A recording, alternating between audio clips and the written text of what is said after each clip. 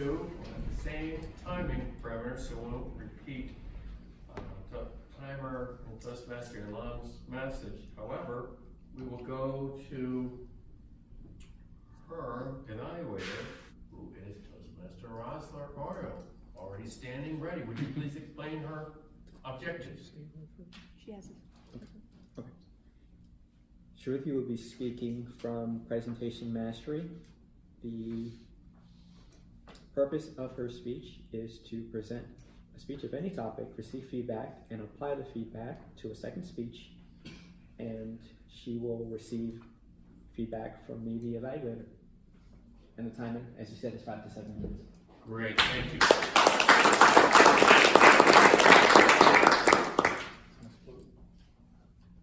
This is a very simple speech title. Stress! Stress, in case you didn't get it. Introduction is really simple. We're going to get an introduction about the 4 pillars to help and how to manage stress. Please help me welcome Toastmaster Sruthi.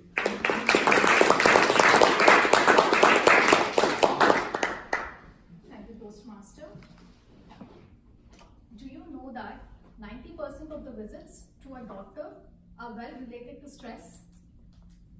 Stress is one of the top health concerns, and psychologists say that if we do not know how to manage stress in a healthier way, it can lead to severe health complications. 50% of the adults in the United States are already diagnosed with some kind of chronic disease.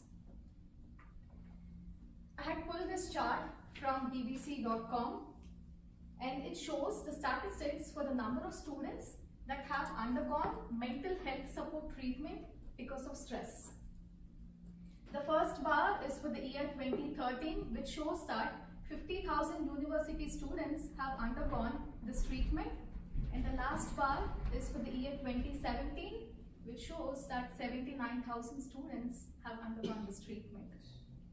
And as we see the trend line, it's just increasing year by year. Good evening, fellow Toastmasters, and welcome guests. Today I would like to talk about stress and the 4 pillars of health. In this 21st century, our life is super busy, and as a consequence, it's super stressful. First thing that we need to do is examine stress and understand that stress is not necessarily bad for us. Stress hormone is there to protect us from danger. It's critical. Let's take an example. Say you're being attacked by an animal.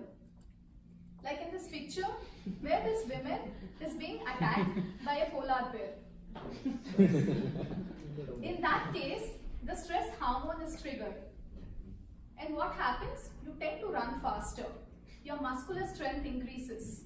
Your blood pressure raises because you are in a fight mode. Your brain is a little bit sharper. Liver releases glucose and sugar into your bloodstream. If the stress is caused by physical danger, then it's beneficial to us because it gives us the energy, strength, and enhances our focus. However, the problem with our modern lives is stress is not caused by physical danger, but emotional, which is called emotional stress. I have a friend who is 35 years old and she has 2 young children. She usually wakes up early in the morning around 5 o'clock to get her kids ready to school. And once she wakes up, she gets ready for work so that she can get on time. She rushes herself to work. She also has her elderly parents whom she's trying to look after at the same time and has multiple personal commitments. Finally, in the evening, when she does get time for herself, she is straight onto her work emails or she is scrolling social media. The moment she opens her eyes, her life is a race. There is simply no downtime. Your body stress response cannot really differentiate if the stress is caused by physical danger or if it's is caused by many of our life's modern stresses, such as job pressure, media overload, to-do lists, juggling between 2 jobs, family commitments, and many more. Eventually, this life-saving response, which is actually there to protect us from danger, can turn against us, and it can be problematic. That is why increased stress levels are associated with anxiety, depression, heart disease, sleep disorders, diabetes, and many chronic diseases. How do we deal with stress? Let us quickly talk about the 4 pillars of health. The first one being exercise. Getting regular exercise releases endorphins and encephalins into your body, which will make you feel happier, boosts your mood, and it increases your energy levels. The second pillar of health is diet. A healthy diet full of fruits and vegetables gives you the minerals, vitamins, and antioxidants. And those will help maintain proper bodily functions. The third pillar of health is relaxation. Make that consistent time in your schedule for relaxation. You need to have that me time for yourself. There are n number of sources in the market these days that helps you practice mindfulness. And let me tell you, it need not be core meditation. It can be anything that makes you feel relaxed, such as going to a yoga class, listening to music, working in your garden, taking a 30 minutes walk. It can be anything. The fourth and the final pillar of health is sleep. Getting a good quality sleep is very much imperative. Try to switch off technology 30 minutes before you go to bed, such as phones, iPads, Netflix, Kindle, etc. I'm sure it will help you de-stress and have a rejuvenating sleep. Finally, I would like to conclude by saying that if stress is a big problem in your life, do something about it now. Do not let it erode your health. When you reduce stress, I'm sure you will have a balanced perspective on life. Thank you.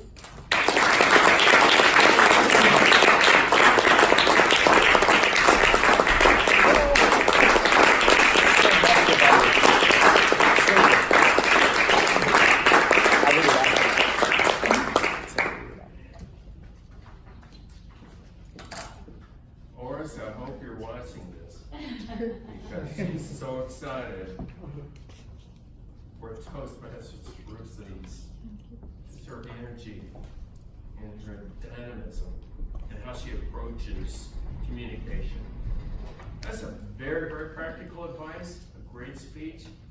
I hope you all grab that and follow it. Sruthi, correct me if I'm wrong, that's your second speech. Yes. Way to take on a research project for your second speech. Research projects are extremely difficult. Sruthi started out with concrete facts, 90% was jarring. The first thing I heard was 90%, and then she followed that with the fact that 50% of all chronic illnesses are due to stress. Yep. That was fantastic. Then you gave us the 4 main points that you wanted to hit, and you gave us examples of each. And then you summarized, enforcing the idea that we should take better care of ourselves and think about the situations that we put ourselves into.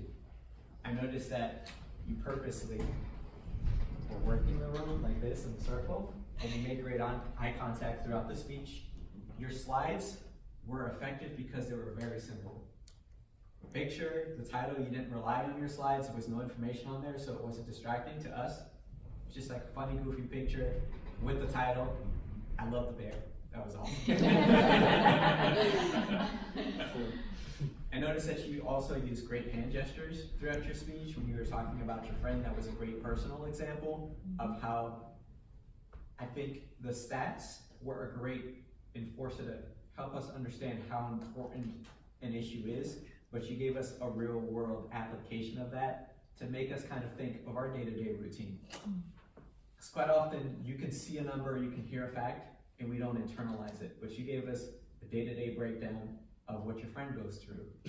I think what could have made it a little bit more effective is when you started providing us the facts in the beginning, they were fantastic, but I actually forgot about the 4 points until you got to them. So I'd say maybe a little bit less in the beginning, or maybe you can spread them out throughout the speech. Also, the only other thing I would say is when you come up here, you never have to say, I don't remember exactly how you said it, but you said, I'm going to tell you about, or I'm going to talk about. You could just jump right into it, hit us with the facts, hit us in the face with it, and then keep rolling. Your speech was very organized, well thought out. Your slides are fantastic. Your vocal volume was perfect. I heard everything that you said in the beginning. There were a few times where I felt like you could have incorporated more pauses, but towards the end, you actually used pauses after each point, which is really good. I would say keep up the great work. Your vocal variety was great. You worked the room really well. Just make sure that sometimes you get closer to the meat and potatoes a little bit quicker, but overall I think you did a fantastic job, and for your second speech to take on a research project is very impressive. Thank you.